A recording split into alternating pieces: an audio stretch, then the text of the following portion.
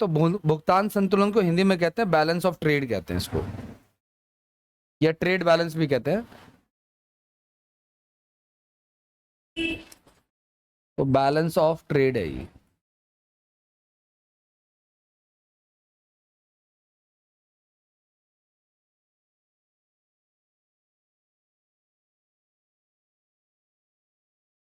इसको व्यापार संतुलन भी कहते हैं, भुगतान या फिर व्यापार संतुलन। जो एक्सपोर्ट इंपोर्ट होता है ना, वो चीज है, ठीक है।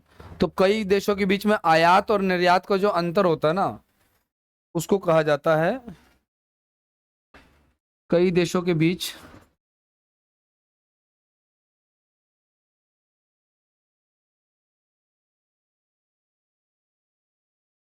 व्यापार, आयात और निर्यात। आयात बोले तो क्या, इंपोर्ट और एक्सपोर्ट, इंपोर्ट और एक्सपोर्ट, ठीक है ना, के अंतर को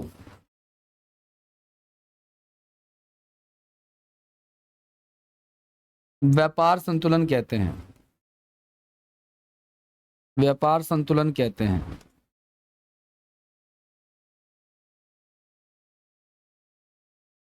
ठीक है, इसका उल्टा भी हो सकता है, ठीक है ना। ये कई देशों के लिए अच्छा भी हो सकता है, कई देशों के लिए डिपेंड करता है कि देश किस हिसाब से ट्रीट कर रहा है अपने आप को, वो चाहता क्या है। देश की जिस समय जो हालत होगी उस हिसाब से वो अपना इसको घाटे में रखेगा या इसको वो सरप्लस में रखेगा। जनरली ये वैसे सरप्लस में ज्यादा अच्छा रहता है।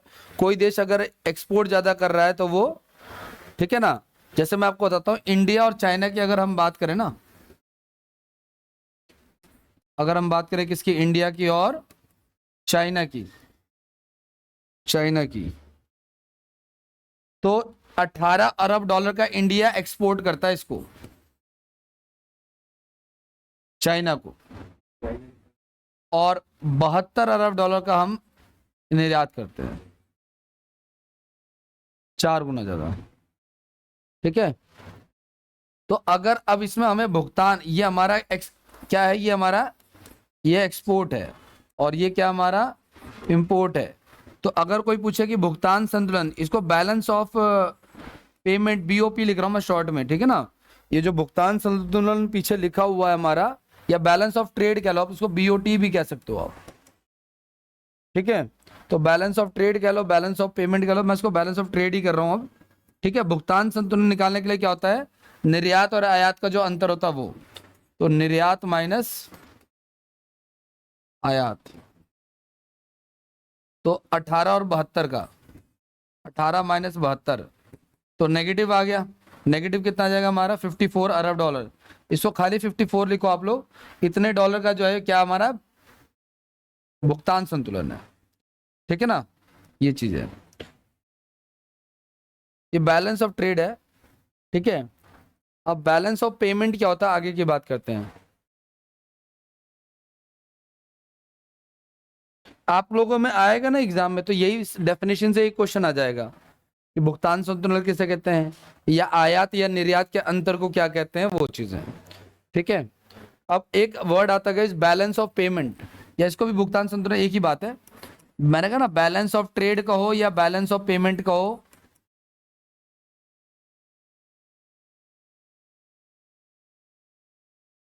ठीक है। इसमें क्या होता है, ये जो बैलेंस ऑफ पेमेंट होता है ना, इसको दो हिस्सों में डिवाइड करते हैं, एक चालू खाते में और एक, हाँ, हिंदी में इसको क्या कहेंगे, भुगतान संतुलन ही कहेंगे।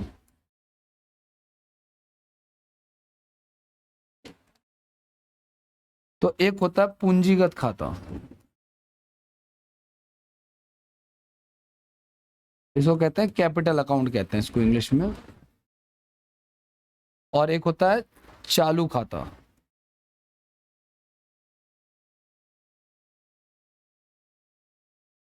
इसको कहते हैं करंट अकाउंट। ये बैंक वाले करंट अकाउंट से थोड़ा सा अलग है, ठीक है ना। इसमें क्या क्या रखा जाता है, पूंजीगत खाते में क्या क्या रखा जाता है, सारे के सारे ऋण यानी कि लोन रखे जाते हैं, पूंजी का तो पैसा, और सारी की सारी इन्वेस्टमेंट यानी कि निवेश रखा जाता है।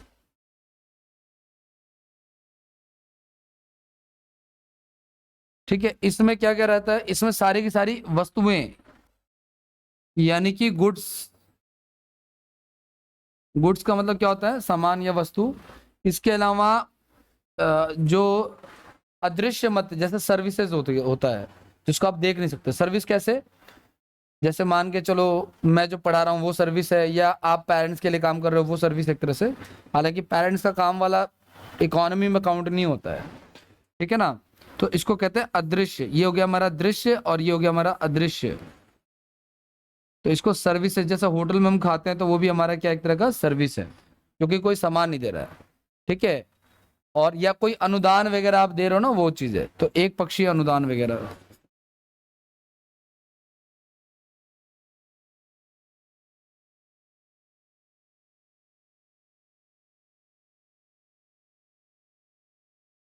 आगे की बात करें गाइस, इसमें ये भी ध्यान रखना आप लोग कि ये जो हमारा इन्वेस्टमेंट मैंने यहाँ पे लिख रखा है, ये इन्वेस्टमेंट भी कई तरीके से होता है। तो एक तो इन्वेस्टमेंट होता है हमारा एफडीआई के तौर पर, एफडीआई, है ना। एफडीआई निवेश है, ये विदेशी एक तरह का, क्योंकि इसका मतलब ही क्या है, फॉरेन डायरेक्ट इन्वेस्टमेंट है।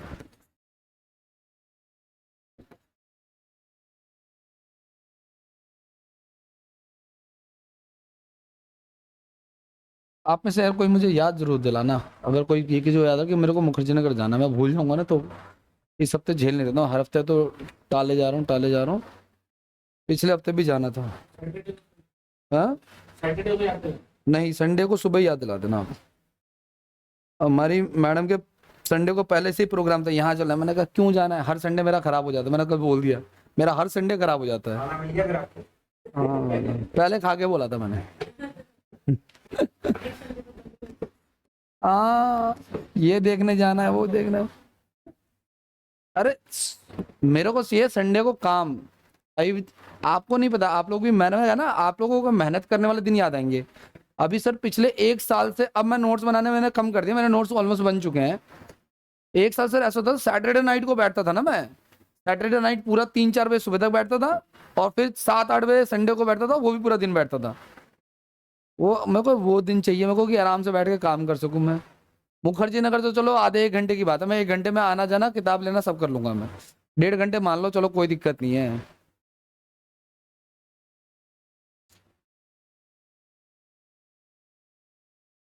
अब अपने अपनी प्लानिंग होती है। मैं तो संडे को, मेरा जैसे संडे आता है मेरा मन करता है सुबह उठना है यार, कुछ काम करेंगे। अब जैसे हमारी मैडम ने कहा नहीं, मैं मेरे को तो कल सोना है। मैंने कहा बढ़िया सोना है तो सोना क्या है। मेरे को कल नींद इतनी आई थी, दिन में सो रहा था मैं, परसों रात को नींद ही नहीं आई थी।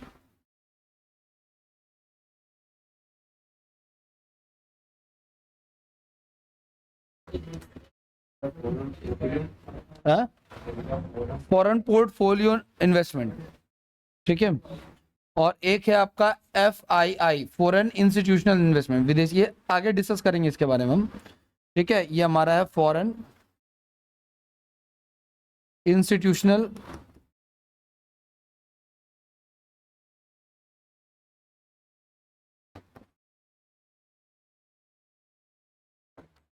विदेशी निवेश संस्था है, इसको बोलते हैं।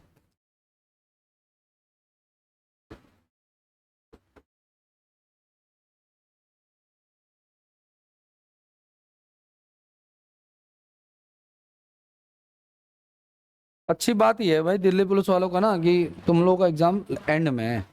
जो होना होगा सीजीएल में हो जाएगा, जो होना होगा CHSL में हो जाएगा, जो होना होगा MTS में हो जाएगा। नहीं, ठीक तो मुझे लगता है कि ना, ये स्टैनो के बाद से मुझे लगता है ठीक हो जानी चाहिए। मैंने कहा ना, भले ही और टीचरों का ना भरोसा, लेकिन मुझे सिस्टम पे भी थोड़ा बहुत भरोसा है, रखना पड़ेगा। और मजबूरी भी है हमारी, 1 साइडेड। और क्या ऑप्शन है, और रखना भी चाहिए भाई। आप एक तरफा सोचोगे तो काम नहीं चलेगा भाई। ये जो FDI होता है ना, फॉरेन डायरेक्ट इन्वेस्टमेंट जिसको बोलते हैं हम लोग, ठीक है। प्रत्यक्ष, इसको हिंदी में बोलते हैं प्रत्यक्ष विदेशी कर। क्या बोलते हैं इसको, प्रत्यक्ष विदेशी। मतलब कोई विदेशी कंपनी प्रत्यक्ष रूप से जो है ना, अपना आकर के क्या करे, इन्वेस्टमेंट करे, ठीक है। तो जब कोई कंपनी बाहर से आए और यहाँ की कंपनी का 10% से अधिक हिस्सेदारी खरीद ले, उसको FDI इन्वेस्टमेंट बोलते हैं। जैसे मान लो वॉलमार्ट कंपनी ने फ्लिपकार्ट को खरीदा, कुछ परसेंटेज खरीदा, या किसी कंपनी ने आके एलआईसी का कुछ हिस्सा खरीदा या कुछ भी खरीदा, तो वो एफडीआई में काउंट होता है। ठीक है।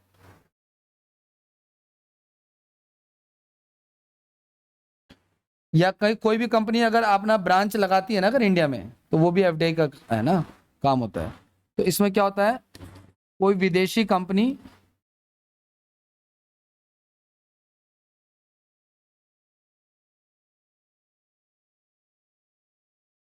कंपनी जो है भारत में कोई विदेशी कंपनी या कोई संस्था, कोई ऑर्गेनाइजेशन भारत में इन्वेस्ट कर रही है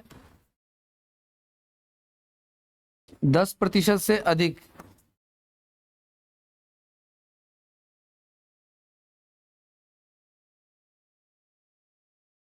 इन्वेस्टमेंट करती है, ठीक है, या अपनी कोई ब्रांच खोलती है,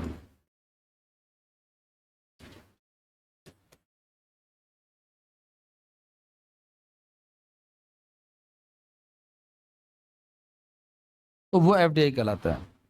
लेकिन एक हमने दूसरे नंबर पर इन्वेस्टमेंट का पढ़ा था, देखो हमने दो पढ़े।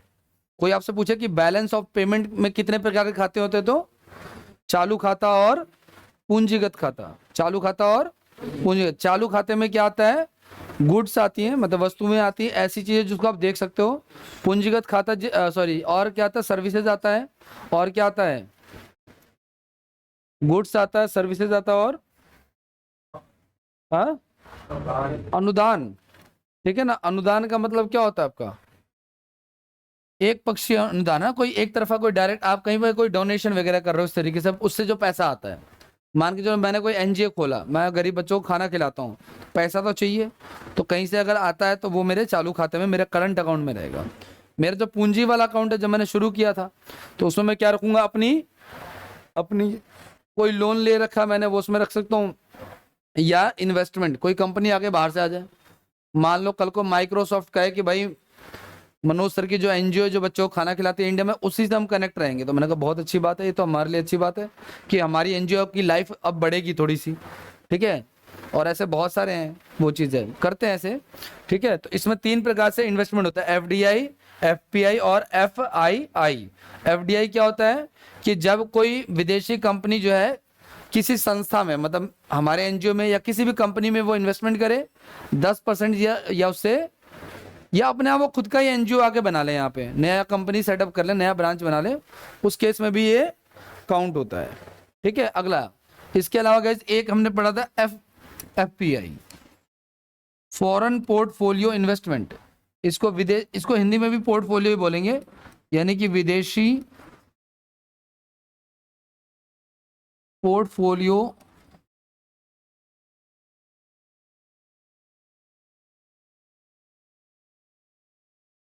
निवेश। ठीक है ना, जब 10% से कम निवेश करती है गाइस, ये 10% से ज्यादा, ये 10% से कम। जब फॉरेन, मतलब ये भी विदेशी ही है, जब विदेशी कंपनी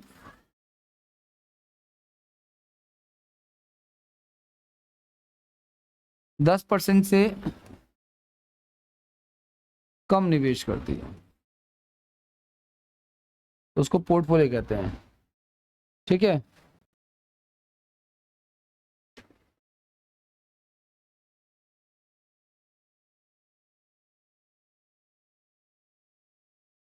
और गाइस कोई अगला हमारा तीसरा था हमारा एफआईआई, इसको कहते हैं विदेशी निवेश संस्था। विदेशी निवेश संस्था, इसमें कोई भी हो सकता है, कंपनी 10% से ज्यादा भी कर सकती है, कम भी कर सकती है, लेकिन वो अपनी कोई संस्था खोल रही हो भारत में, वो चीज, कोई ब्रांच खोल रही हो, वो चीज इसमें आता है। ठीक है, तो हमने पढ़ा, सबसे पहले हम पढ़ रहे हैं इस चैप्टर में, क्या हमने पढ़ा, बैलेंस ऑफ ट्रेड के बारे में, है ना। इसको बैलेंस ऑफ ट्रेड कह लो, इसको बैलेंस ऑफ पेमेंट कह लो, एक ही बात है। अब बैलेंस ऑफ ट्रेड क्या होता है, difference between import and export. Difference between export and import, यानी कि आयात और निर्यात के बीच का अंतर क्या कहलाता है ना। और दूसरी चीज ये कि अगर जैसे इंडिया ने निर्यात किया 18 का और आयात किया है, तो अगर ये नेगेटिव आ गया है, मान के चलो, या 72 का कर दिया है, तो ये नेगेटिव आ गया, नेगेटिव का मतलब हमें घाटा हुआ है, ठीक है ना, इसको राजकोषीय घाटा बोलेंगे। राजकोषीय क्यों? क्योंकि पूरे देश की मैटर है, ठीक है ना। और अगर ये जो केस हुआ है ना यहाँ पे ये वाला, इसको बोलेंगे राजकोषीय घाटा। क्या बोलेंगे इसको? राजकोषीय घाटा। और अगर ये प्रॉफिट हो जाता तो राजकोषीय लाभ हो जाता। फिर ये क्वेश्चन आ सकता है, ये आपसे यूं बोलेगा कि अगर इंपोर्ट एक्सपोर्ट से ज्यादा है या एक्सपोर्ट इंपोर्ट से ज्यादा है तो क्या होगा? राजकोषीय घाटा होगा, राजकोषीय लाभ होगा। चार हिंदी में ऐसे ऐसे ऑप्शन होंगे कि आप ये भूल जाओगे, तो आपको यहाँ पे ध्यान रखना है चीज का, बैलेंस ऑफ पेमेंट से, ठीक है ना। आगे नेक्स्ट की बात करते हैं। और मैंने कहा कि ये जो बैलेंस ऑफ ट्रेड या बैलेंस ऑफ पेमेंट है ना भाई, ये दो हिस्सों में कैटेगराइज है, चालू खाता और पूंजीगत खाता। चालू खाते में क्या आता है? चालूगत खाते में आता है आपका गुड्स आता है, सर्विस का पैसा आ सकता है, और कोई अनुदान, कोई डोनेशन आ सकता है।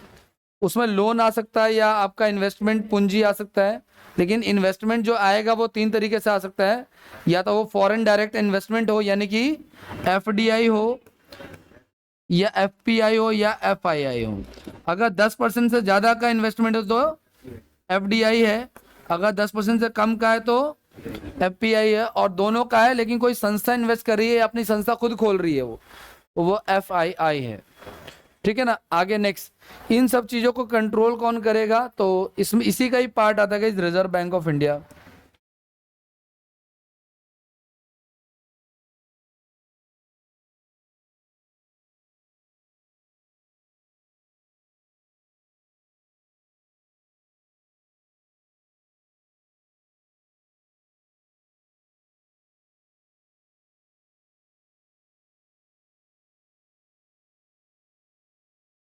गाइस ये जो बैंक है ना, ये ना किसी की सिफारिश पे बना था, एक कमीशन बना था।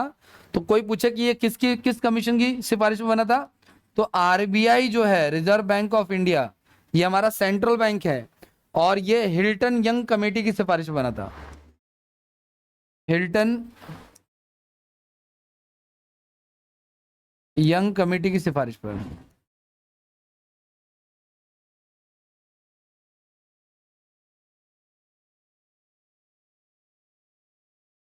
ठीक है ना। और आपको याद होगा गाइस, आपने कभी पढ़ा होगा भारत शासन अधिनियम 1935, उसी में इसका जिक्र है, इसीलिए इसका भी फॉर्मेशन डेट वही है। ये कब बना है? ये भारत शासन अधिनियम 1935 से बना है, और इसका जो एक्ट है अपना खुद का, वो भी आरबीआई एक्ट है।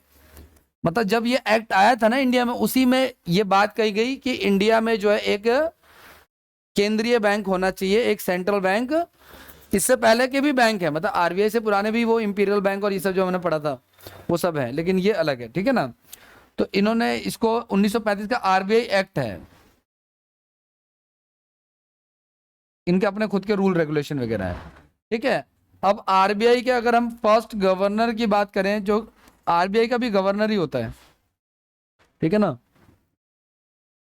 आरबीआई के अगर गवर्नर की अगर हम बात करें, क्या नहीं, ऑसबर्न स्मिथ, पहले गवर्नर की बात कर रहा हूं मैं आरबीआई के, अंग्रेज था ये।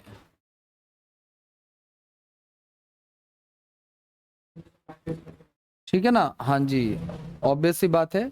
आरबीआई के पहले गवर्नर जो थे वो ऑसबर्न स्मिथ थे, अंग्रेजों के टाइम पे तो जाहिर सी बात है।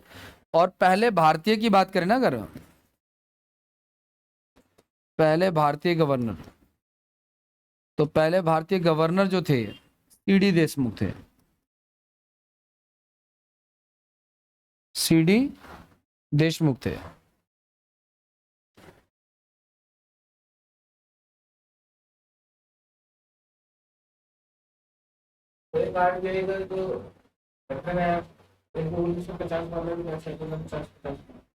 राष्ट्रीयकरण हुआ है ना भाई, जब देश आजाद हो गया तो इसका राष्ट्रीयकरण किया गया। कोई पूछेगा कि आरबीआई का राष्ट्रीयकरण कब हुआ है, तो मैंने कहा राष्ट्रीयकरण जब सरकार अपना एक्वायर कर ले। लेकिन ये तो सरकार की बनाई संस्था है, तो सरकार कैसे एक्वायर करेगी? तो पहले ये अंग्रेजों का था, उसके बाद भारतीय गवर्नमेंट ने एक्वायर किया इसको, वो चीज है। तो 1 जनवरी 1949, 1 जनवरी 49 को इसका राष्ट्रीयकरण कर दिया गया, इसका नेशनलाइजेशन कर दिया गया। ये बात बिल्कुल सही है कि इस देश में जितनी संस्थाएं हैं ना वो सुप्रीम नहीं है, क्योंकि ये जो है आपका क्या नाम है, आरबीआई हमें लगता है कि केंद्र बैंकों का बैंक है, लेकिन आरबीआई से ऊपर भी वित्त सचिव बैठा हुआ है जो 1 रुपए के नोट पे साइन करता है। तो जैसे आपने देखा होगा कि कोई पुल का निर्माण होता है तो कोई मिनिस्टर आता है, एक ईंट रख के चला जाता है, उसके नाम पे ही पुल का नाम रख देता है कि मोदी जी के कर कमलों से, है ना, लेकिन मोदी जी ने इसमें कभी बेलदारी नहीं की, ठीक है ना, कभी कभी उठाया नहीं तसला, ठीक है ना। तो आरबीआई जो है ना, इसका जो एक जितनी भी हमारी करेंसी छपती है उसका जो 1 रुपए का जो नोट होता है वो छापता वित्त मंत्रालय का वित्त सचिव, फाइनेंस सेक्रेटरी। फाइनेंस मिनिस्टर क्यों नहीं छापता, क्योंकि उसकी पोस्ट परमानेंट नहीं है, वो चीज है। तो वित्त सचिव छापता है, उसके बाद बाकी कौन छापता है, जैसे होता है ना कि न्यू रख दिया बाकी, तो वो एक तरह का ना बस एक दिखाने का है, तरीका है, ठीक है भाई, ये छापेगा, वो चीज है। आगे नेक्स्ट क्या कह रहा है आपका, और हाँ जी, इसके हेडक्वार्टर की बात करें ना भाई, अगर आरबीआई के हेडक्वार्टर की अगर हम बात करें, हाँ ये याद रखना आप लोग, आरबीआई के हेडक्वार्टर की बात करें तो मुंबई में है।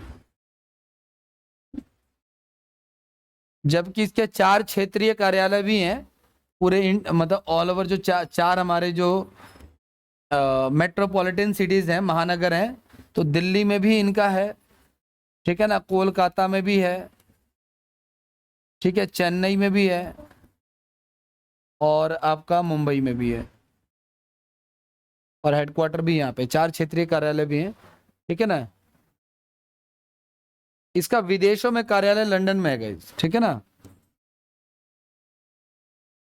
विदेशों में आरबीआई का ऑफिस जो है वो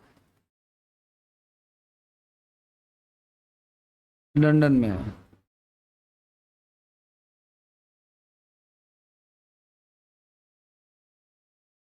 अब आरबीआई पता आपको हर राज्य का लेन देन भी देखती है, राज्य सरकारें क्या पैसा ले रही हैं क्या दे रही हैं, वो चीजें है। जम्मू कश्मीर का पहले एसबीआई देखता था, सिर्फ आरबीआई नहीं देखता था, लेकिन अब वो भी अब आरबीआई देखता है, वो चीज है।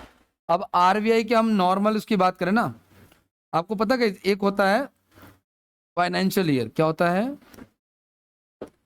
फाइनेंशियल ईयर होता है, ये होता है नॉर्मली 1 अप्रैल से लेकर के 31 मार्च तक होता है। ये सबके लिए होता है, बैंकों के लिए, सीए के लिए, कंपनी के लिए, सबको टैक्स भरना है 31 मार्च तक, जितने सीए वगैरह सब बिजी मिलेंगे आपको। लेकिन जो आरबीआई का फाइनेंशियल ईयर है, आरबीआई का जो फाइनेंशियल ईयर है वो 1 जुलाई से लेकर के 30 जून तक होता है। ये अलग क्यों कर रखा है, शायद ये अलग इसलिए कर रखा है क्योंकि सारे के सारे एक साथ कैसे काम करेंगे, वो चीज है। तो इन्होंने अपना थोड़ा सा शिफ्ट कर रखा, अलग कर रखा है बाकियों से, ठीक है। अच्छा, आरबीआई को चलाने के लिए गाइस 21 सदस्यों का बोर्ड होता है।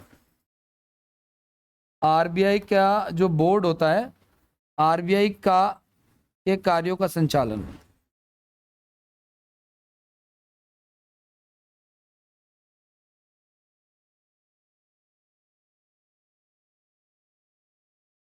बोर्ड होता है, और उस बोर्ड में कितने मेंबर होते हैं, 21 मेंबर होता है। शुरुआत होती है इसमें गवर्नर से एक्चुअली,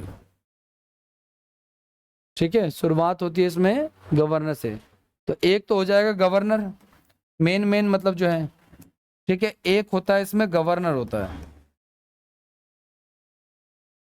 वर्तमान में कौन गवर्नर है आरबीआई का, पता है आपको,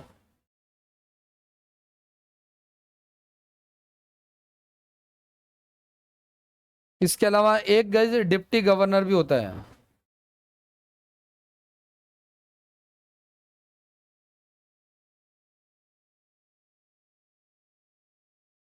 संजय मल्होत्रा है, ठीक है ना भाई, हाँ जी, इनको चेंज हुआ भी 2 4 दिन, 5 दिन, हफ्ते दिन हुए हैं, ठीक है।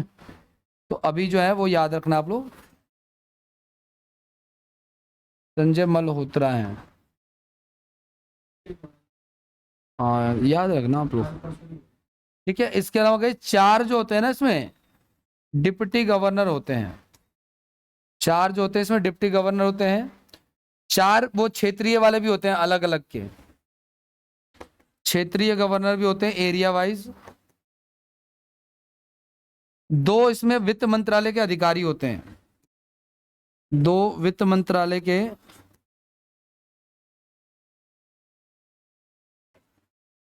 अधिकारी होते हैं। और इसमें 10 जो होते हैं वो अर्थशास्त्र के जानकार रखने वाले व्यक्ति, ज्ञाता, मतलब ऐसे व्यक्ति जिनको इकोनॉमिक्स से क्या हो, तो जैसे अमात्य सेन हो गया, या पहले तो डॉक्टर मनमोहन सिंह भी अच्छे खासे अर्थशास्त्र के रह चुके हैं। ठीक है ना, इस तरीके के लोग जो हैं वो आते हैं इसमें। ठीक है, तो ये सारे लोग टोटल कितने हो गए हमारे पास? 10 2 12 12 4 16 16 4 20 और 1 21। ठीक है, आगे नेक्स्ट, आरबीआई के काम क्या क्या है? एक बार इसको आप लोग रिपीट कर लो। मैंने ये कहा कि आरबीआई का फॉर्मेशन कब हुआ भाई? आरबीआई का फॉर्मेशन कब होता है? पहले पहले पहले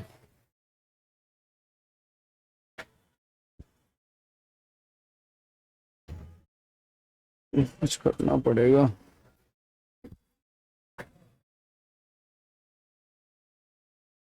लाने के लिए है ही नहीं मेरे पास।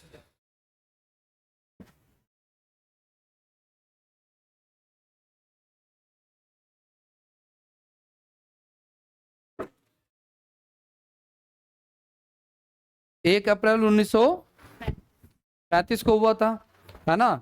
कौन से एक्ट से हुआ था? भारत शासन अधिनियम 1935, या इसको आरबीआई एक्ट भी कह सकते हो आप लोग। ठीक है, उसके बाद इसका राष्ट्रीयकरण कब होता है?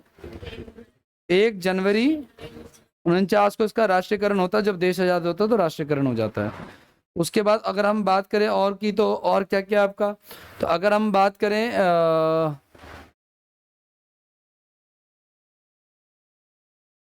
पहले अध्यक्ष की, तो पहले जो इसके गवर्नर थे, स्मिथ से याद कर सकते हो, या ऑब्सबर्न स्मिथ से याद कर सकते हो।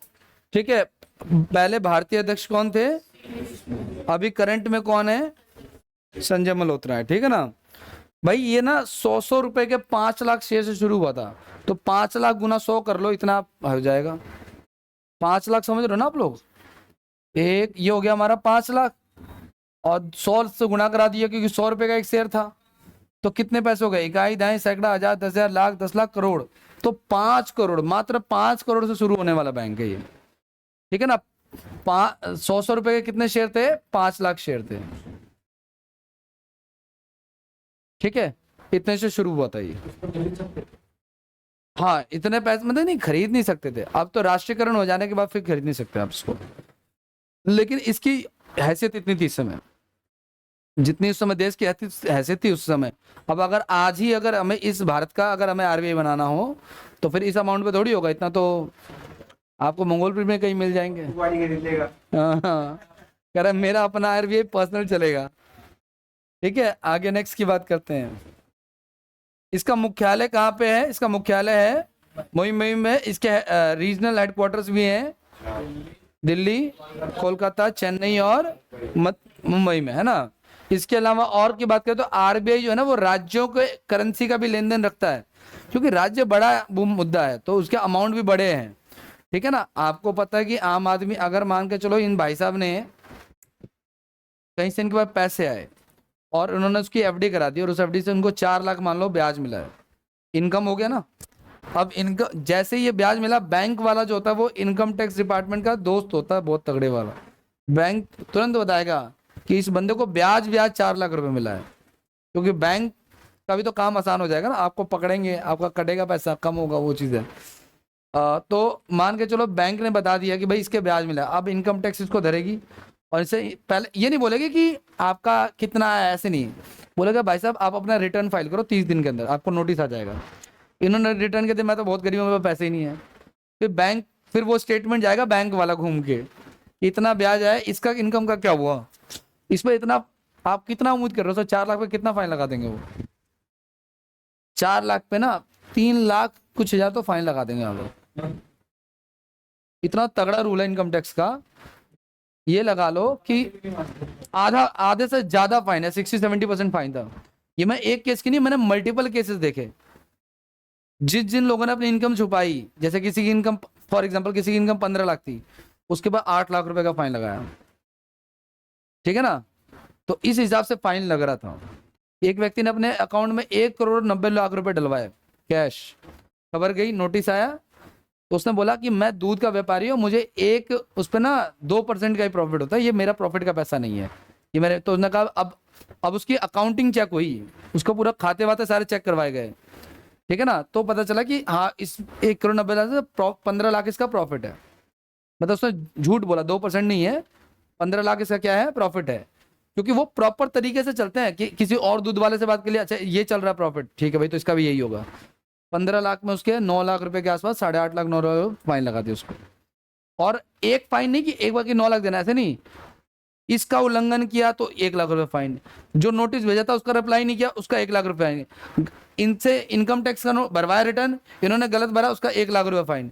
ऐसे करते करते फाइन पे फाइन लगना चालू हो जाएगा वो।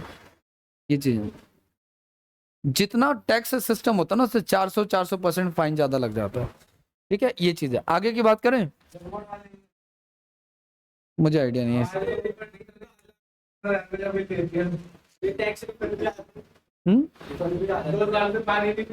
नहीं, जीएसटी आती है, रिफंड टैक्स में आता है। भाई कल मुझे मैंने वो क्रेड ऐप इंस्टॉल कर रखी है, पता नहीं हमारे किस प्लॉट का बिल ना 40,000 रुपये 45,000 रुपये पानी का बिल इस समय चल रहा है। मेरे को मैसेज, क्योंकि मम्मी ने मेरा नंबर रजिस्टर करवा रखा है, तो एसएमएस मुझे आता है। 45,000 कल परसों देखा था मैंने। भरना तो वैसे भी नहीं है, हम तो भर ही नहीं रहे वो।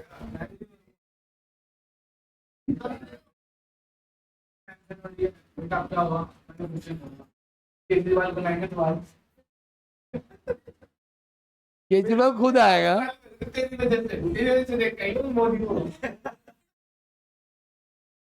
अच्छा वाला वो सबको बताना, मोदी के घर तोड़ दिए, दुकानें नहीं लगने दे रहे। आरबीआई का जो फाइनेंशियल ईयर होता है गाइस, वो कब से होता है, 1 जुलाई से होता है। नॉर्मल का क्या कब होता है फाइनेंशियल ईयर, 1 अप्रैल से होता है, ठीक है ना। अब आरबीआई की बात करेंगे तो इसकी जो वर्किंग कमेटी है, इसमें कितने मेंबर होते हैं टोटल, 21 मेंबर होता है। गवर्नर कितने होते हैं, एक होता है। डिप्टी गवर्नर कितने होते हैं, 4। फाइनेंस मिनिस्ट्री के बंदे कितने होते हैं, 2 होते हैं। क्षेत्रीय गवर्नर कितने होते हैं, 4। और अर्थशास्त्र के ज्ञाता 10 होते हैं, ठीक है। अब आरबीआई के कार्यों की बात करते हैं गाइस। तो आरबीआई का सबसे मुख्य जो कार्य है, वो तो खैर नोट छापना है ही है, लेकिन ये सरकार का बैंकर भी है, ठीक है। आरबीआई के कार्यों की अगर हम बात करें, आरबीआई का कार्य तो कई सारे कार्य, एक कार्य नहीं है। पहला, ये सरकार का बैंकर है, सरकार का बैंकर है, ठीक है ना। और भारत में अगर कोई भी वित्तीय समस्याएं आती है ना, तो अंतरराष्ट्रीय लेवल पे, इंटरनेशनल लेवल पे भारत का पक्ष रखता है ये, ठीक है। इसके अलावा अंतरराष्ट्रीय मंच पे भारत का प्रतिनिधित्व, अंतरराष्ट्रीय मंच पर भारत का प्रतिनिधित्व। इसका क्या मतलब है कि आपको पता है, जैसे कोई समिट वगैरह आता है ना, जैसे मोदी वगैरह जाते हैं, तो चलो वो तो प्रधानमंत्री तो हाईलाइट होता है, लेकिन जैसे मान के चलो सभी देशों के केंद्रीय बैंकों के गवर्नरों की मीटिंग हो रही, तो उसमें रिप्रेजेंटेटिव कौन जाएगा हमारी तरफ से, इस समय जो आरबीआई का होगा वो जाते हैं, ऐसे वो कोई बात नहीं है। इसके अलावा गाइस, आर्थिक आंकड़े जारी करना, महंगाई कितनी है और ये सब कुछ, तो आर्थिक आंकड़े जारी करना भी आरबीआई का काम है।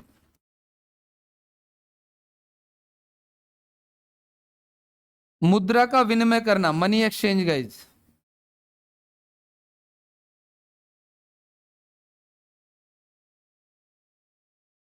ठीक है। इसके अलावा बैंकों पर नियंत्रण रखना, ये भी इसका इंपॉर्टेंट काम है। कोई बैंक अगर बदतमीजी करे तो उसका फाइन लगाना, ठीक है ना। तो बैंकों पर नियंत्रण,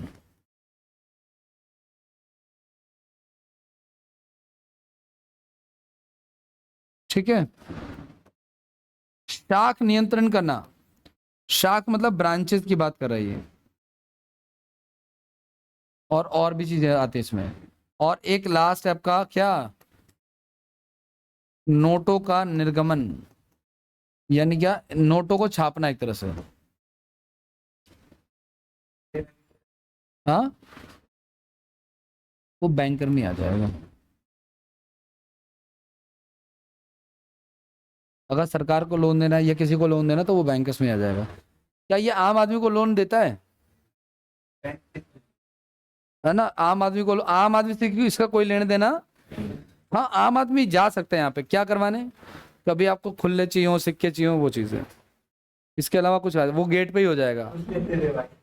अभी मैं वहाँ, कल ही की तो बात है, परसों जब मैं गया था धरने में, तो वहीं पे आरबीआई का ऑफिस भी था, बाहर लोग नोट गिन रहे, वो चेंज लेके आए होंगे अंदर से, तो बाहर खड़े होके दो, मतलब कि ऐसे मजदूर टाइप के लग रहे थे। अब होगा क्या, उनके घर में कोई फंक्शन होगा, जो भी होगा, तो वो नोट गिनने जा रहे थे। तो आरबीआई जस्ट जहाँ पे डंडे बरसे थे उसके 10 20 50 कदम पीछे ही आरबीआई का था वहाँ पे हेडक्वार्टर। ठीक है, ये चीज है। अब इसमें जो साख नियंत्रण है ना, इसके बारे में थोड़ा सा आप समझो कि साख नियंत्रण क्या है, बाकी सब चीजें तो आपको पता ही है। सरकार का बैंक का मतलब क्या, सरकार को चाहिए तो पैसा देना, उसका काम करना है ना, उसकी चीजों को आसान करना, वो सब चीजें। नेक्स्ट, अगला नेक्स्ट, इसमें एक चीज है आपका शाख नियंत्रण जो है, शाख नियंत्रण जो है, जिसको हम क्या कहते हैं, जिसको हम कहते हैं क्रेडिट कंट्रोल कहते हैं। ठीक है ना,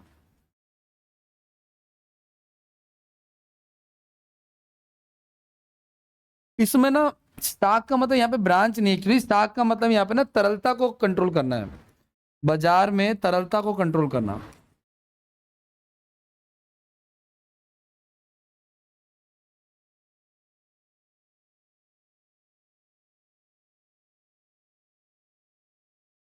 इसका क्या मतलब है, मतलब कि इसमें ना कई सारी चीजें आती हैं गाइस। इसमें ना रेपो रेट आता है, मतलब महंगाई को कंट्रोल करना, ये सब चीजें आती है इसमें। कैश रिजर्व रेशियो आता है, काफी सारी चीजें आती हैं इसमें। ध्यान से सुनना, बाजार में तरलता को कंट्रोल करना, ये किसका पार्ट है, शाख नियंत्रण का पार्ट है। ठीक है, इसी को शाख नियंत्रण कहते हैं। तरलता का मतलब क्या है, पैसे का फ्लो, पैसे का फ्लो। सोना पड़ा है और कैश पड़ा है, तो जल्दी कौन यूज हो जाएगा, कैश यूज हो जाएगा जल्दी, कोई भी ले लेगा। सोना हर कोई थोड़ी लेगा, दुकान पे जाओगे मान के चलो किसी किराने की दुकान पर, सोना थोड़ी लेगा वो आपसे। तो तरलता किसमें ज्यादा है, कैश में तरलता ज्यादा है। तो उसी को कंट्रोल करना कि इकोनॉमी में कितना कैश रहेगा या नहीं रहेगा, वो सारा हैंडल वही करता है। 2 लाख का रखा है, 2 लाख टैक्स ना किसी को दे सकते, ऐसे जाता है। कौन, मतलब जैसे मैं ट्रांजैक्शन करनी नहीं चाहिए, 2 लाख तक दे सकता हूँ, अगर 3 देना है तो तुम चेक देना, इनसे ज्यादा नहीं करना। गाइस ये कंट्रोल करने के लिए ना, ये कंट्रोल करने के लिए वो अपना मौद्रिक नीति अपनाते हैं। क्या अपनाते हैं, हाँ, इसे कंट्रोल करने के लिए, करने के लिए आरबीआई अपनी मौद्रिक नीति यानी कि मॉनेटरी पॉलिसी अपनाता है।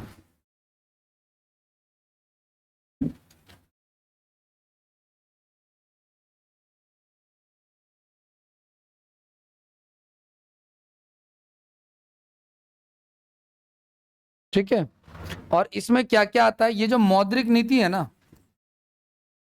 ये जो मौद्रिक नीति है, इसी में आता है एक एमएसएफ आता है, आगे पढ़ेंगे इसके बारे में। एक आता है रेपो रेट, एक आता है आपका रिवर्स रेपो रेट,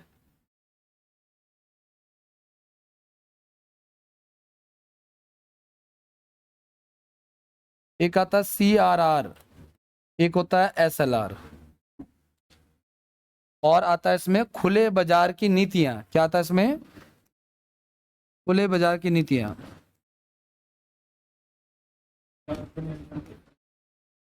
अब मैंने कहा ना कि कैसे कंट्रोल करता है, ध्यान सुनना। आरबीआई को लग रहा है कि आरबीआई के सब कंट्रोल में है कि कितना पैसा इकोनॉमी में है, वो ये नहीं बता सकता कि इनके पास कितना है, वो तो इंक्वायरी करनी पड़ेगी फिर, है ना, कि इनका क्या क्या है वो चीज़ है। उसके लिए इनकम टैक्स वगैरह का सहारा ले सकते हैं वो लोग चाहे तो, लेकिन वो ओवरऑल बता दें कि इकोनॉमी में, क्योंकि वो छापने का काम उनका है, तो उनको पता है कि इकोनॉमी में कितना पैसा भी लोगों के पास है ओवरऑल। अब वो चाहते हैं कि भाई लोगों के पास ये पैसा ना रहे, क्योंकि अगर लोगों के पास पैसा रहेगा तो वो 3 का सामान 13 में खरीदेंगे, और महंगाई से क्या होगी, तो वो कहेंगे पैसे इनसे ले लो। अब लेने के क्या तरीके हैं, तो कहेंगे होम लोन सस्ता कर देते हैं, है ना। अब मान लो होम लोन इतना सस्ता कर देते हैं कि इनका कहना है कि यार पैसे पड़े ये तो इधर उधर वेस्ट हो जाएंगे, ये दे कर घर ले लेते। इन्होंने जितना पैसा इनके पास पड़ा था घर ले लिया, और आगे आने वाले कई सालों तक 20 सालों तक इन्होंने ईएमआई करा ली अपनी, तो होम लोन की ईएमआई तो 20-20 साल चलती है। इन्होंने ईएमआई करा ली अपनी, और कई सालों तक वो पैसा जो है किसके पास आने लगा, बैंकों के पास आने लगा। तो इनके पास पैसे का क्या हो गया, तो इनकी बाइंग कैपेसिटी जो है इन्होंने क्या कर दी इस तरीके। और अगर आरबीआई को लगता है कि नहीं यार इकोनॉमी में पैसा फ्लो होना चाहिए, तो होम लोन को महंगा कर दो। अब इनका पैसा होगा, कह रहे नहीं यार अभी रहने दो, अभी महंगा है, तो वो इधर उधर इन्वेस्ट करेंगे जहां भी इनको इन्वेस्ट करना पड़ेगा। तो ये होता है, इसी में अलग अलग होते हैं। और बाकी चीजें, अच्छा ये होम लोन आरबीआई तो सस्ता नहीं करता, क्योंकि आरबीआई कोई लोन नहीं देता आम आदमी को, तो किसके थ्रू होगा, वो रेपो रेट के थ्रू, रिवर्स रेपो रेट के थ्रू, इनके थ्रू।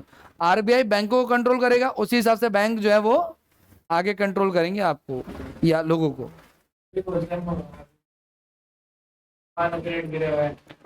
मकानों के रेट जो गिरे वो तो वैसे ही बात करता है, ये तो नॉर्मल बात है, ये बैंक के हिसाब से नहीं।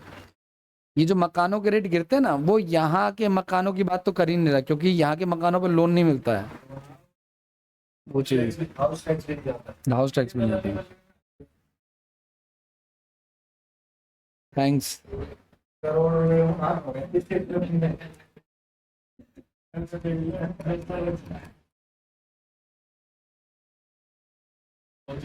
बगल में क्यों देखना है, ये देखो आप, ये कितने की एक्सपेक्टेशन है आपकी। हाँ पार्क है, लोकेशन है इसमें। मेरे पास भी 100-200 कम है, वरना मैं ही ले लेता हूँ। ठीक है आ जाओ, चलो देखो। अब 60 लाख के ऊपर खड़े होके देखोगे ना दूर दूर तक,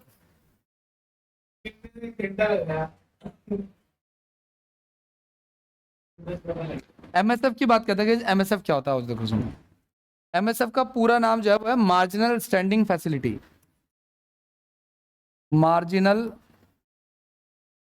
स्टैंडिंग फैसिलिटी।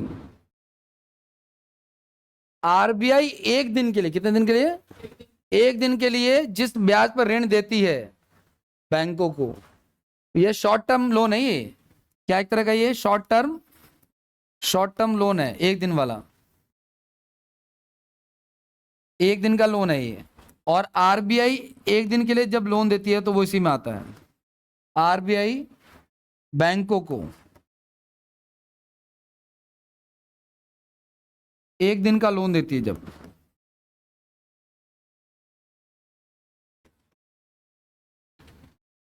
ठीक है।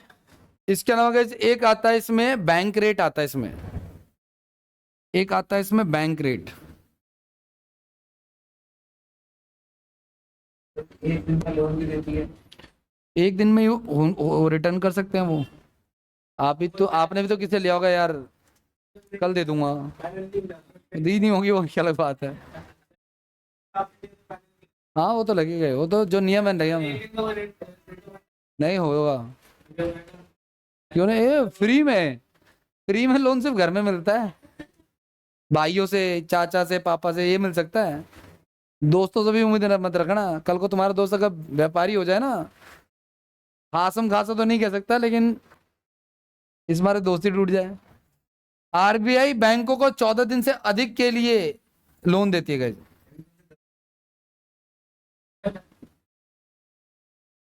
14 दिन से अधिक। इसमें बैंक रेट में क्या था आपका, आरबीआई जो है वो, आरबीआई बैंक्स को आजकल तो मांगने का नया ट्रेंड है। जिस दिन गया था ना ये आंदोलन में, संडे, कब गया था मैं, परसों एक मुझे मिला सेंट्रल सेक्रेटरी, भैया मेरा बैग चोरी हो गया है, ये वो।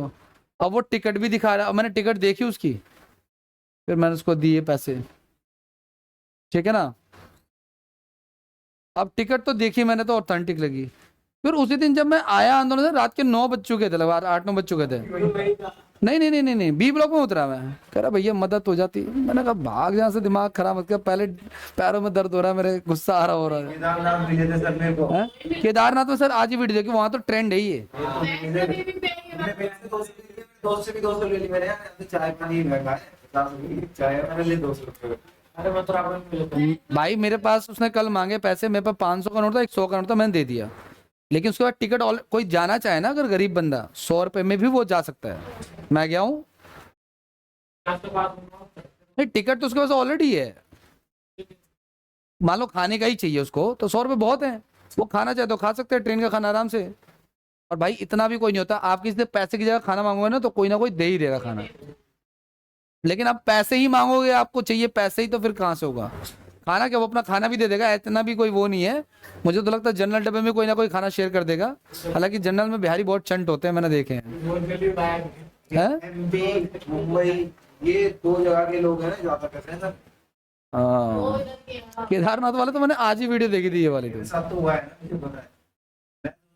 मैंने तो ये गया ना कि जब मेरे को सर मथुरा में लेते वो तो अपने बच्चे के साथ। ये सेम अब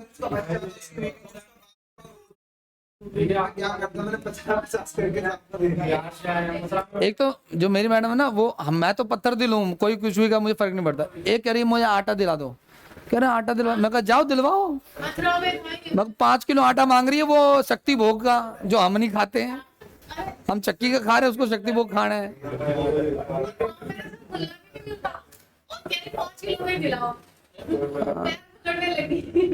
भाई साहब आपके आंखों में ना देख करके वो बता देंगे कि ये पिघलेगा कि नहीं पिघलेगा। आप हल्का सा भी अगर ढीले पड़े ना, अगर सीधा बता सर बात खत्म है। अगर हल्का सा भी सोचने लगे ना, वो इस बात को पकड़ लेते तुरंत कि हाँ ये फंस सकता है। और जो लोग बेवकूफ, क्या बोलूं बेवकूफ, अब ठीक है ना। एक बार गया था मैं ये झंडे वाला, तो कोई चल रही थी पीछे पीछे, उसने मेरी वाइफ को कुछ बोल दिया, ठीक है ना, कि मैं विडो हूँ ऐसा कुछ। सुनिए इसको अभी पैसे दीजिए। मैंने कहा क्या हो गया ऐसा? मैंने कल को कुछ बोल देगा, तुम तो कहोगे प्रॉपर्टी नाम कीजिए इसके। अरे बोल दिया, बात खत्म हो गई, इतना क्या ऑफेंड होना? कुछ बोल दिया होगा, हस्बैंड पति पत्नी पे, वो विधवा थी, विधवा से रिलेटेड कुछ बोल दिया होगा। ऐसे कसमें वादे तो चलते हैं वहाँ। अब क्या बोला, मैं उससे पूछता रह गया। मैंने कहा ठीक है दे दूंगा, लेकिन वो बोला है क्या? लेकिन भगवान बचाए।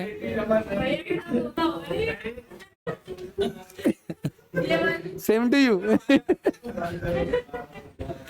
आरबीआई बैंकों को हाँ, चौराहे पे मिल जाता है। वहाँ पे जब मैं अपने घर जाता हूँ, बाइक में मिल जाता है। आपके पास तो 2 लाख की गाड़ी भी है। बीच में तो ऐसा हो गया था कि मैं उसको चिढ़ाने लग गया था कि एक काम करो 200-400 रख लेना, मिलते जाएंगे तो देते जाना। हाँ, क्योंकि उसका एक पे भी नहीं रुकना, ऐसा नहीं कि अगला वाले पे रुक जाएगी वो। हर किसी पे तुम पिघल ही रहे हो यार, तुम खाली हो जाओगे।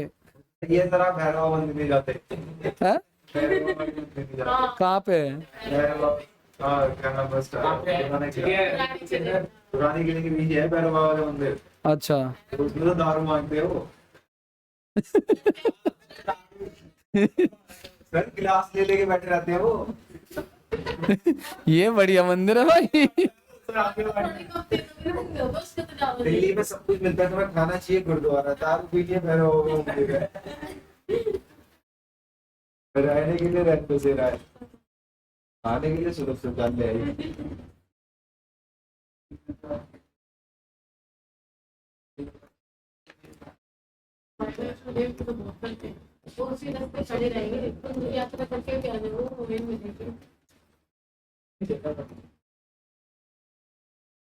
अभी वैष्णो देवी वाला बताती नहीं, अब अवेयर रहूंगा मैं।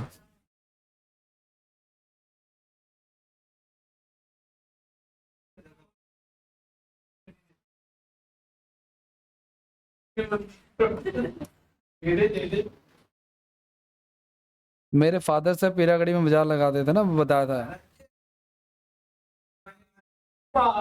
एक बंदा आता था मांगने के लिए, और मेरे पिताजी पहले फेरी भी लगाते थे मंगोलपुरी में ही।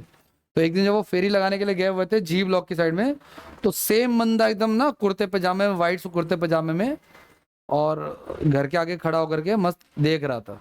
उनका आई मैच हुआ, आई कांटेक्ट हुआ, ठीक है, और वही कंफर्म हो गया कि ये वही बंदा है जो शनिवार को मांगने आता है ना, वो चीज़ है। उसके बाद से फिर वो उस अड्डे पे आया ही नहीं दोबारा। उसके बाद से मेरे फादर तो किसी को देते ही नहीं है।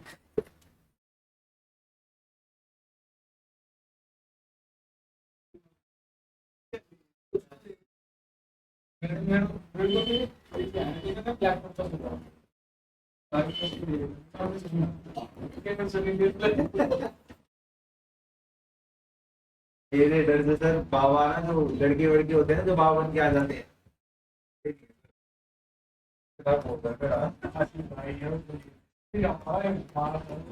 बाबा बाबा के मार दो सर, मैं नहीं भाई।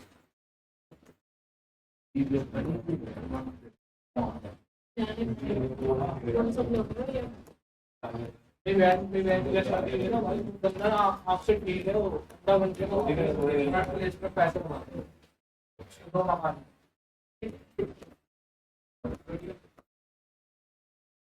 उसका लड़का अपने पापा के साथ जाता है।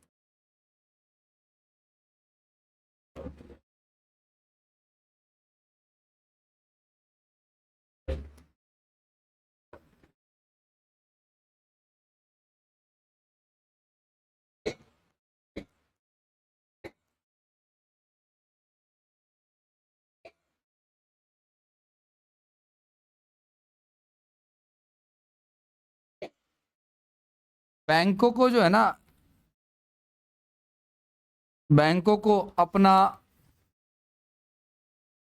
कुल जमा का 4%, कुल जो रिजर्व है ना उनके पास, रिजर्व है उसका, जो भी उनके पास कैश है पड़ा है, उसका 4% आरबीआई के पास रखना पड़ता है।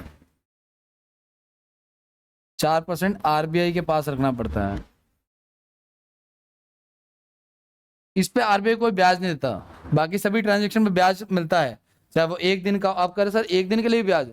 भाई जब अमाउंट लाखों करोड़ों में होगा, लाखों करोड़ नहीं, कई लाख करोड़ों में होगा, है ना, कई हजार करोड़ में होगा, तो उसमें एक दिन का भी ब्याज भी कई करोड़ रुपए बनेगा, तो वो क्यों छोड़ेंगे वो चीजें। तो आरबीआई के पास जो होता है, और बैंक को अपना कुल जमा का 4% आरबीआई को देना होता है। और तो इसमें क्या होता है, इसमें बैंक जो होते हैं वो आरबीआई को देते हैं अपने टोटल रिजर्व का कितना, 4%। क्या आरबीआई इस पे ब्याज देता है? कोई ब्याज नहीं देता, ठीक है ना। 4% डिपॉजिट करना होता है, सिक्योरिटी कह लो आप, तो इस पर कोई ब्याज नहीं है। बाकी इसके अलावा एक रेपो रेट होता है, देखो सुनो, नाम से ही पता चल जाएगा। हमने क्या क्या पढ़ा, हमने पढ़ा, एक पढ़ा हमने एमएसएफ। क्या हमने पढ़ा? एमएसएफ कितने दिन का होता है आपका? एक दिन का। कौन किसको देगा? आरबीआई बैंकों को देगा, ठीक है ना। इसके अलावा एक होता है आपका क्या, बैंक रेट, ठीक है ना। जब आरबीआई बैंकों को कितने दिन के लिए देगा, तो ये लॉन्ग टर्म माना जाता है, 14 दिन लॉन्ग टर्म माना जाता है, ठीक है ना। ऐसे नहीं कि लेके भूल जाओ, ठीक है ना। एक दिन का हो गया तो एमएसएफ, है ना, मार्जिन स्टैंडिंग फैसिलिटी, ठीक है। अगर ये शॉर्ट टर्म लोन है, अगर लॉन्ग टर्म लोन चाहिए तो कितने दिन का, तो इतना तो हिसाब है ही नहीं कि 26 महीने दे दिए, 2 साल दे दिए, 5, ऐसा कोई सीन नहीं है, ठीक है। तो अगर 14 दिन का है तो वो हमारा क्या कहलाता है, बैंक रेट कहलाता है। क्या कहलाता है, ठीक है। ये भी कौन किसको देगा, ये भी आरबीआई देगा किसको, बैंक को, और ये भी आरबीआई देगा किसको, बैंक को। इंटरेस्ट लेगा, बिल्कुल सही बात है, इंटरेस्ट लेगा, ठीक है ना, ठीक है, इंटरेस्ट लेगा, ठीक है। इसके अलावा आता है रिवर्स रेट। अगला क्या हमारे पास, रिवर्स रिपोर्ट, रिवर्स हाँ repo rate, reverse repo rate.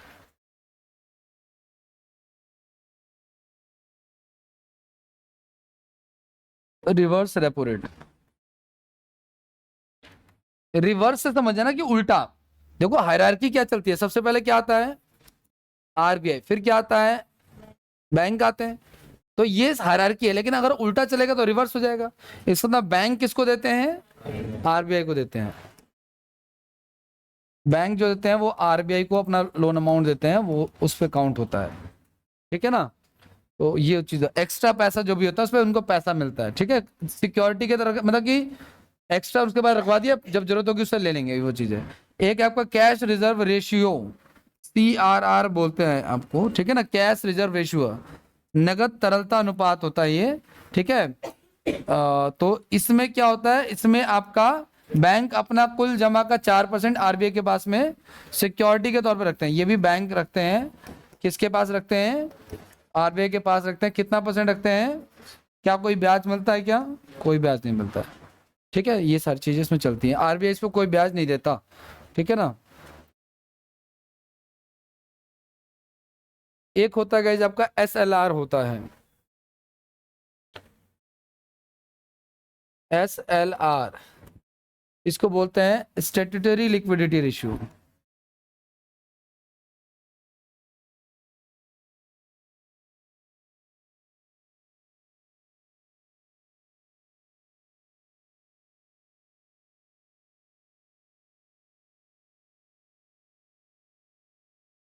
Bank ये कोई किसी को नहीं देता गाइस, ये बैंक अपने पास ही रखते हैं, ठीक है ना। बैंक जो है ना, कुछ जमा 18% पैसा, ठीक है। बैंक अपने पूंजी का, पूंजी बोले तो क्या, कैपिटल का कितना %, 18% अपने पास रखते हैं। तो जब अपने पास ही रखेंगे तो जब इंटरेस्ट कहाँ देंगे, वो चीज है, ठीक है। अपने पास रखना पड़ता है ऐसा लिखना है।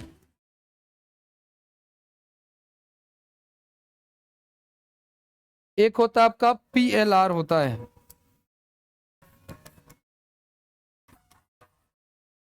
प्राइमरी लेंडिंग रेट होता है।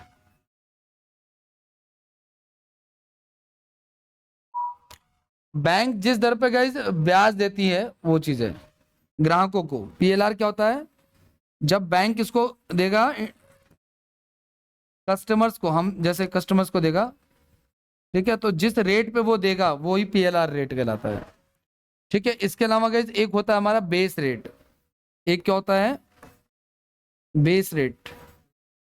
कस्टमर को देना तो अपने हिसाब से हो रहा है, हाँ, अपने हिसाब से इंटरेस्ट जो, जैसे होम लोन चाहिए, कम या ज्यादा कर सकते हैं। हाँ, लेकिन ये इसका भी कंट्रोल वैसे तो RBI के हाथ में ही होता है कि कम या ज्यादा, वो पीछे से खींच के रखेगा लगाम तो इधर भी लगाम खींचेगी, वो वाली बात है, ठीक है। हाँ, नहीं, मुथूट फाइनेंस ना कंप्लीट बैंकिंग वाला नहीं है, उसका हिसाब किताब अलग है थोड़ा सा, ठीक है, ठीक है, वो एक अलग ऑर्गेनाइजेशन में आ जाएगा। अब उन्होंने देखना पड़ेगा कि उन्होंने अपने आप को बैंक की तरह रजिस्टर करवा रखा है नहीं करवा रखा, ठीक है। बेस रेट होता है पता है क्या, जब बैंक सबको नहीं, अपने सेलेक्टेड कस्टमर को, चुने हुए कस्टमर को, जैसे मान के चलो उनका खाता है बैंक में और उनका तगड़ा बिजनेस है, करोड़ों की डीलिंग चल रही है, तो बैंक कहेगा कि यार ये बंदा सही है, ऑथेंटिक है, जेन्युइन है, तो हम इसको सिलेक्टिव करने को लो, मान लो इनको होम लोन मिलता है 8% में, इनको देंगे 6.5 पे दे देंगे, तो वो बेस रेट कहलाता है कि अपने सेलेक्टेड कस्टमर को थोड़ा कम रेट पे दे देना, ठीक है। इसके लिए बैंक अकाउंट आपका स्टेटमेंट भी चेक कर सकता है, आता नहीं ऑफर कि आपको विशेष लोन ऑफर है, इसके लिए आपका सिविल स्कोर वगैरह अच्छा होना चाहिए। ये सिविल वर्ड याद रखना गाइस, ये आया हुआ एग्जाम में, दिल्ली पुलिस में आया हुआ है, दिल्ली पुलिस में सिविल स्कोर जो होता है एक तरह का रेट होता है। और मेरे हिसाब से ना ऐसा नहीं है, देखो वैसे पेरेंट्स के थॉट से चलोगे ना तो लोन लेना अच्छी बात नहीं है, फाइनेंस कराना अच्छी बात नहीं है, लेकिन मेरे हिसाब से ये चलते रहना चाहिए थोड़ा बहुत, ऐसा नहीं कि पूरा जीवन ही लोन में जा रहा है, ऐसा नहीं होना चाहिए। लेकिन इसका फायदा क्या होगा, इसका फायदा क्या, धीरे धीरे मैं बताता हूँ। जैसे पहले जब मैं, बहुत पहले जब मैं 15-16 में था, तो मैंने जब पहला अपना फोन फाइनेंस कराया अपने दम पे, तो मैंने ठीक टाइम पे EMI भरी, कोविड में भी भरी, सारी चीजें भरी, तो उससे मेरा जो रिकॉर्ड बन रहा, मेरा सिविल स्कोर 800 के आसपास है, तो कहीं अभी मैं अभी चाहूँ तो बैंक से आराम से मैं 2-4-5 लाख का लोन ले सकता हूँ, मेरा इतना स्कोर हो चुका है, मेरा आज तक कभी कोई EMI बाउंस नहीं हुई है, वो चीजें। तो ये मैंने जानबूझ के कर रखा है, कल को अच्छा ये जैसे जैसे कंप्लीट होता चलाएगा अमाउंट अपने आप ही बढ़ता चला जाएगा। मतलब पहले अगर मान लो इनको पहली बार लेने जाना है, इनको 36 दिक्कतें होंगी लेने में, शायद फाइनेंस भी ना हो, लेकिन अगर इन्होंने पहला वाला जैसे तैसे हो जाता है, इन्होंने टाइम पे भर दिया, तो अगला वाला इजी हो जाएगा, फिर आगे इजी होता चलाएगा तब तक जब तक इनका कोई मैटर बाउंस नहीं हो जाता, वो चीज़ है। 30,000 आपको डाउन पेमेंट देनी पड़ेगी। एक बंदा आया उसको क्या ये फोन की टर्म्स एंड कंडीशन है, ये जरूरी नहीं कि सारे फोन आपको, ये फोन का उस हिसाब से, अब आईफोन का तो वैसे भी डिमांड ज्यादा है, वो चीज है, तो कुछ कुछ फोन्स में ऐसा होता है। लेकिन मैंने अपना सिविल्स को ऐसे मेंटेन कर रखा है कि मेरे को कहीं भी कोई निराशा हाथ नहीं देती, अरे आते रहते हैं फोन, बल्कि मुझे जबरदस्ती काटना होता है। नहीं, नहीं मिलेगी।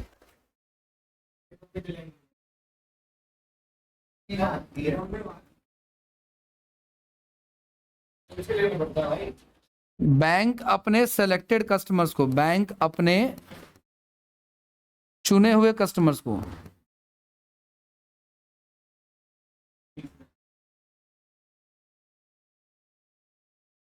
कम रेट पर लोन देता है, उसको कहते हैं बेस रेट। अच्छा गाइस, एक वर्ड मैंने बोला था लिक्विडिटी, तरलता एक वर्ड आता है। तरलता का होता है जो कैश है, उसी को तरलता कहते हैं, ध्यान रखना। एक वर्ड होता है मुद्रास्फीति, क्या होता है? महंगाई को कहते हैं। मुद्रास्फीति क्या होता है? महंगाई को कहते हैं। आज हमेशा ध्यान से सुनना, मैंने कहा कि आरबीआई की स्थापना कब हुई है? 1 अप्रैल 1935 को। किस एक्ट के थ्रू हुई हो? भारत शासन अधिनियम 1935। राष्ट्रीयकरण कब हुआ है? 1 जनवरी 1949 को हुआ है राष्ट्रीयकरण, ठीक है ना। पहले अध्यक्ष कौन है? ऑस्बर्न स्मिथ। ऑस्बर्न स्मिथ है ना भाई। हाँ, स्मिथ से भी चल जाएगा अगर वो चालाकी ना करे ऑप्शन में तो, ठीक है ना। पता चला चारों स्मिथ है, ठीक है ना। ऑस्बर्न स्मिथ है, और जो पहले थे वो थे सीडी देशमुख, जो थे पहले क्या थे? गवर्नर थे, ठीक है ना, आरबीआई के गवर्नर थे। मनमोहन सिंह भी गवर्नर रह चुके हैं बाय द वे, ठीक है। वो जो पहले 10 रुपए के ब्लैक एंड व्हाइट नोट आते थे, उस पर उनके साइन मिलेंगे आपको। आगे आते हैं नेक्स्ट। आरबीआई के ब्रांचेस, हेडक्वार्टर कहाँ है? मुंबई में। सब हेडक्वार्टर, सब ब्रांचेस कहाँ है? दिल्ली, मुंबई, चेन्नई, कोलकाता, 4 महानगरों में है। आगे नेक्स्ट की बात करते हैं। इसके अलावा आरबीआई में आपका क्या नाम है? हाँ, आरबीआई में टोटल कितने बंदे होते हैं? मेंबर्स 21 होते हैं। 1 governor, 4 deputy governor, 2 finance ministry के बंदे, इसके अलावा और बताओ 4 रीजनल डायरेक्टर्स है ना, चारों दिल्ली बुल्ली के, और 10 आपके अर्थशास्त्री हो गए, ठीक है। आगे नेक्स्ट, आरबीआई का फॉर्मेशन कितने करोड़ पैसे से हुआ? 5 करोड़, है ना। 100 रुपए के 5 लाख शेयर्स इश्यू हुए थे, उसके बेसिस पे गवर्नमेंट को एक्वायर किया। आरबीआई के बहुत सारे काम हैं।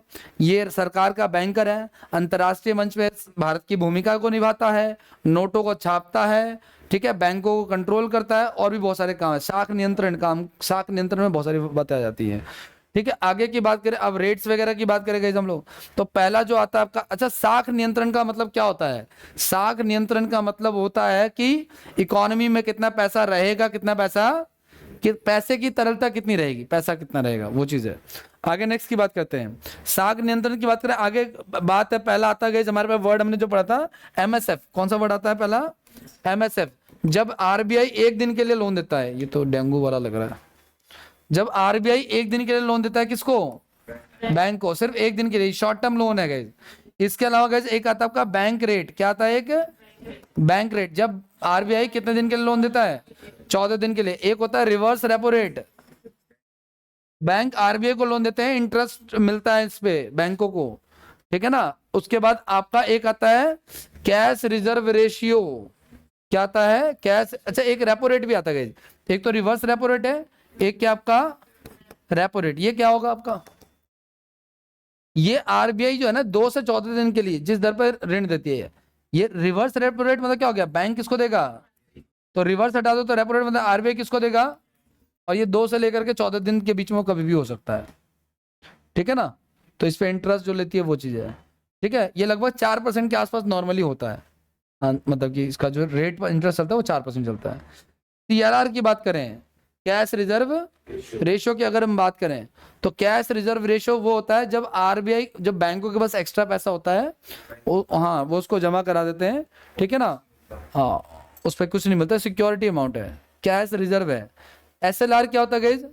बैंक अपने पास ही कुछ पैसा बैकएंड में रखते हैं, उसको एसएलआर कहते हैं, ठीक है। पीएलआर क्या होता है आपका? बैंक जो ग्राहकों को लोन देती है वो पीएलआर कहलाता है। बेस रेट क्या होता है? अपने चुने हुए कस्टमर्स को, बैंक सबके, बैंकों को पता है किसके अकाउंट में कितने हैं, है ना, वो चीज है।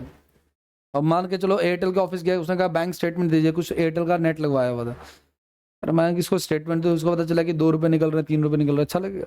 अगर नहीं, तो बैंकों को पता होता है कि आपके अकाउंट में क्या चल रहा है वो चीज़, तो बैंक रेट बेस रेट वो होता है हमारा, ठीक है? अपने चुनिंदा कस्टमर को लो उस पर देना, ठीक है ना? अगला तरलता का मतलब क्या होता है? लिक्विडिटी, पैसे की तरलता कितनी है? मुद्रास्फीति क्या होती है? महंगाई, ठीक है? इतना ही रहने दीजिए आज के लिए, बाकी नेक्स्ट क्लास में करेंगे। दोनों ये